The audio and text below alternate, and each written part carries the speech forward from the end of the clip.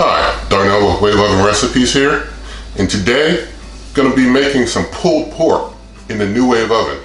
I've got a full pork shoulder butt roast, also known as a Boston butt.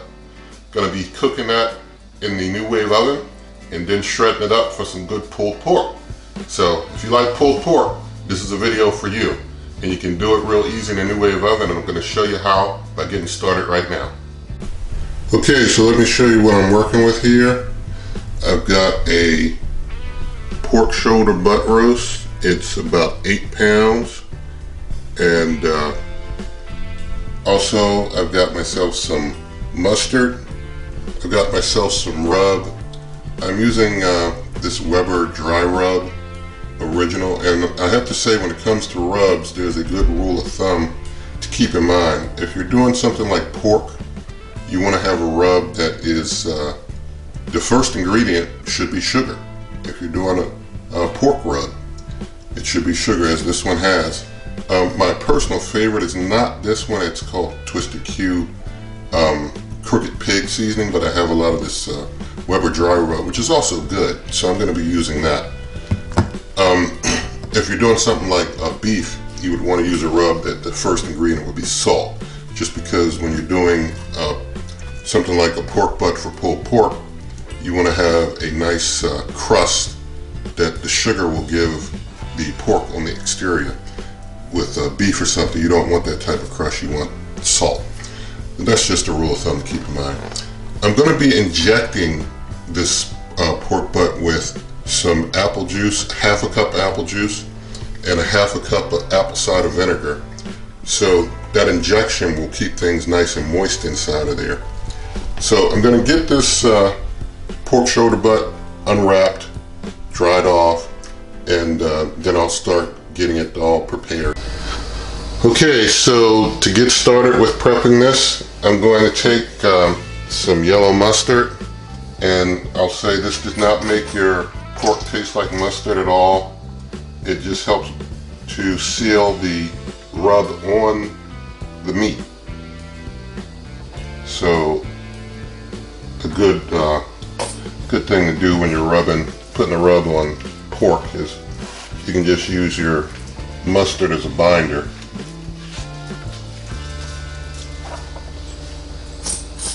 So I'm just rubbing it in there.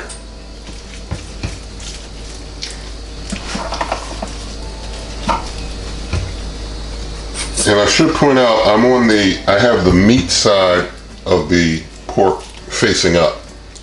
To start this, you want the meat side facing up. There's a meat side and a fat cap side. The other side is fat cap. I'll show you that after I flip it over. So you just want to rub the meaty side with the mustard and pork rub. I'm not doing any trimming, no trimming. I'm keeping all the fat on here because that fat is going to render down. I'm going to be cooking it with the fat side up, and all that fat's going to render down. The other fat in it will render, and what that means is it's going to basically melt and help give added flavor, help give added moistness on top of the injection that I'm using. And so you want to just coat things good with your rub. You can really just coat it well over good with the rub. I'm trying to get the sides as well. So just rubbing some liberally on the sides.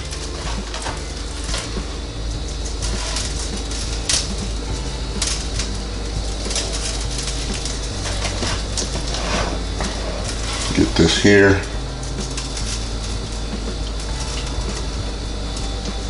Okay, now I'm going to flip it over now that I've gotten all sides.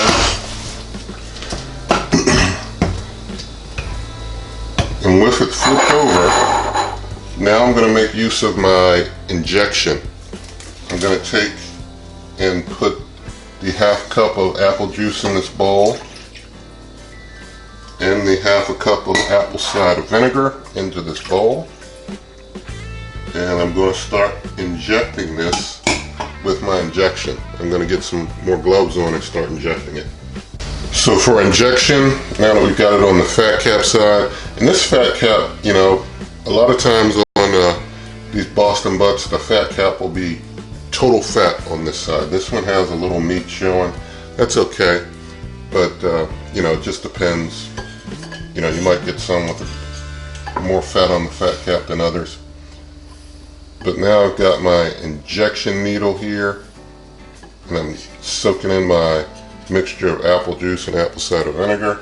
And what you do is you just go around different points of the meat and you just start pressing in, injecting. You'll see that meat start to swell where you inject in, and you inject slowly, because at some points when you're injecting, some of this fluid might squirt out, you know, and so you want to be careful to inject slowly, because like I said, it could, if you know, depending on the spots you hit, some may squirt out. It's not uncommon that you might hit a spot where some squirts, and you don't want it squirting all over you. But you just go through different points of the meat and just hit it with the injection, trying to get some of the injection fluid in there so that it gets a lot of that inside that meat. Marinating really doesn't get flavor deep in the meat. Marinate does not, injection does. So injection is a good way to ensure you get a flavor of your choice deep in the meat. So I'm just gonna hit a few more areas here. Alright, so all done with injection. Now I'm going to do that coat of mustard and rub on this side of the meat, over on this fat cap side. Now I'm putting our meat rib all over it. Alright, got it all rubbed over, and I, you know, ended with the fat side up because that's the side I'm going to cook having up. I'm going to have that fat side up during the cook. So I'm going to just move it over to this 1-inch rack in the NuWave oven. Just slide it on over next door there. Just let it set like that there. Now I'm just going to give it about 30 minutes to rest. You know, just give that meat a little time to rest. You don't want to cook refrigerator cold meat. It's already been out for a little while, and now that I've got it prepped, just going to let it sit there 30 minutes and just relax a moment. I'm also going to just hit this little spot here with a little rub, and I'll see, could use a little touch. So then let that set for a little bit and then bring it back and we'll start the actual cook. Alright, so it's been setting out for about 30 minutes. I'm going to be using a meat probe during the entire cook. That's going to be the best way to keep track of your meat temperature and such while you're cooking this. So I'm just finding a nice fatty part, the fattest part of the meat here, sticking in the side there. And I'm going to take the extender ring, the NuWave extender ring, because I don't want to put the heat directly down on it. So I'm just putting that extender ring in there. And now I'm going to take the dome of the NuWave oven, stick that on, and I'm also tracking the temperature through the app, so you can see the meat inside is just about 48 degrees or so, 47 degrees. So to cook this, I'm going to start, and this goes through phases, so you'll have to keep track, you know, keep watching this video through duration to get it all. But I'm going to just start, and this cook time is just kind of a proxy cook time. I don't, you know, I'm setting it for like 8 hours. It's probably not going to be cooking for 8 hours during this first step. Maybe it will, you know, but we'll see. I don't think it will. But we're going to do 8 hours at a power level of 6, which is P60, which is 250 degrees Fahrenheit. But I'm not really cooking the time. You got to cook this to, you know, the right temperatures and the right feel. So I want to cook this until the meat gets to 165 degrees Fahrenheit. Then I go to the next step. So I've got it at, you know, I just set it to 8 hours, P60, 250 degrees Fahrenheit, and I'm starting it. But I'm really going to just be watching the temperature. So when the temperature gets to 165 degrees in the internal meat, we'll move to our next step in cooking this pulled pork shoulder butt on the NuWave oven. Okay, so after roughly 5 hours of cooking, the meat temperature reached 165 degrees. So I'm just going to stop it now. I'm going to wrap it up in foil, and I'm going to put 1/2 a cup of apple juice into that foil and close it up. And then I'm going to continue cooking this thing, but I'm going to just basically stop it for a moment, show you how things look in there, and then I'll get it all wrapped up and such. So just going to, I'll just hit cancel because I have to do a different time and temperature going forward. But as you can see here, the pork shoulder butt is nice and crispy on the top, which is what we want. So I'm going to go ahead and get this all wrapped up now. And when you're wrapping it up, you're going to need some special gloves. If you look at the link in the description for my Amazon shop page, you can get some of these gloves in the accessories section of that shop. So that and other good things are in the accessories section. The iGrill 2 meat thermometer is in the food thermometer section of that shop. So I'll get this all covered up and get the apple juice and wrap the foil up and bring you on back here. Alright, so I've got it wrapped up good in that foil, and I put the apple juice in there and closed it up. So now I'm going to put this lid back on, and I will say when you start cooking again after you add that apple juice and such, your temperature might take a dip before it starts coming back up again. That's okay. But this method that I'm using is known as the Texas Cheat or Texas Crutch in grilling circles. And basically this helps really get that meat nice and tender, nice and steamy in there with that juice in there steaming. Makes it real nice moist meat. So I'm just going to, and this is just again a placeholder of time, 8 hours. You're probably going to be done way faster than that. But power level, this time instead of using power level 6 of 250 degrees, I'm going to use power level 7, which is 275 degrees. And going to go ahead and hit the start button there. And I'm going to be cooking up into 200 degrees. Once it gets to 200 degrees, that's where I'm going to start. Stop. You want to stop somewhere between 195 and the low 200s is usually a good rule of thumb. I'm going to go to 200 with this, and then by that time I should be able to be poking in there with a meat probe, and it should poke in there nice and smooth like butter.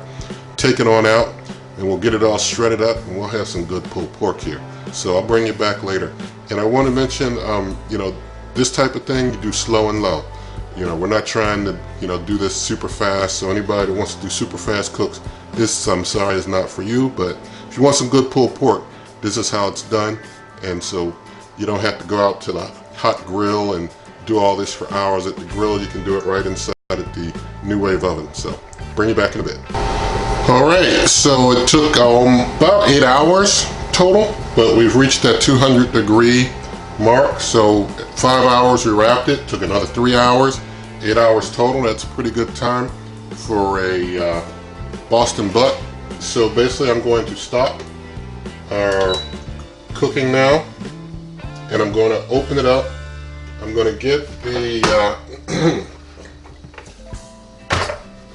I'm going to just get the foil open.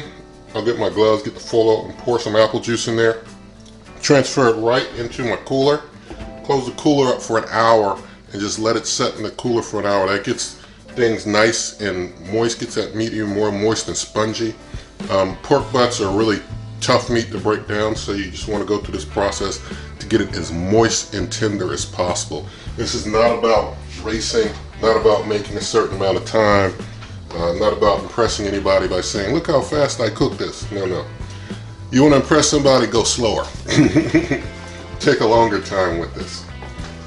So, gonna get this on out.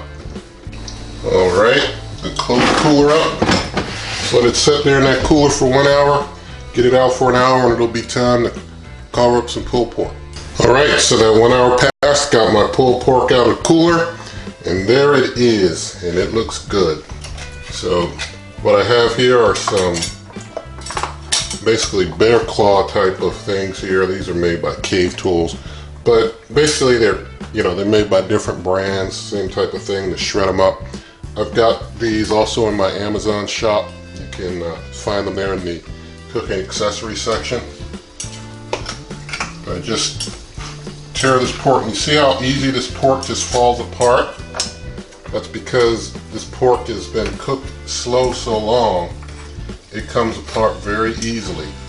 If you don't cook your pork long enough or cook it too fast, you know, if you want to cook it quick, you're going to end up with pork that won't pull well. There is this bone, one bone inside of here, right there. That's the only bone that comes in this stuff. And at places like Costco, if you get your pork butts from Costco, they already remove the bone for you. So at Costco, you're paying for the weight of actual meat and no bone. All right, that's some great looking pulled pork there. I'm just going to take a piece here off the end. Well, actually, before I take a piece off, there's one thing I want to add. Hold on one second. All right, since I didn't actually smoke this pork butt or this pulled pork, I got myself my hickory smoked salt. Gotta go real light, you know, you don't want to put too much salt in your pork. So I'm just gonna do really, really light amount, you know, go real easy with it. Just a little bit on there, not much at all. Just a light sprinkling. Just to try and give it a touch of smoke flavor. Just the last pinch. And that's all. So now I'm going to get a piece, well, that's a piece you can see on the end. Get some piece out of the interior there. And it's good to get a piece from the end and the interior just so that you taste, you know, how it is inside and outside. So I'm going to get that camera adjusted, and then we're going to do some taste testing of this pulled pork. All right, pulled pork from the NuWave Oven. Let's check it out. I'll try the end piece first.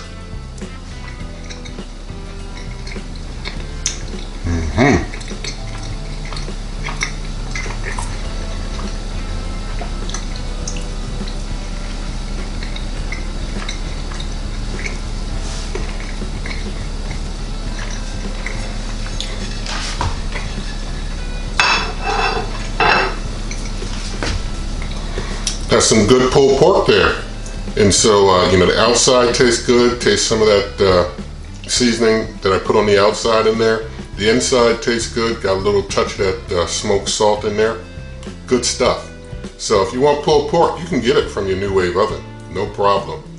Takes, you know, hours to cook pulled pork no matter how you slice it. But the NuWave oven, you got the convenience of indoors, you're using less power consumption, and, you know, knocking it out in about 8 hours, 9 hours after you leave it in the cooler for an hour. It's pretty good. So this, other great recipes are at superwaveovenrecipes.com.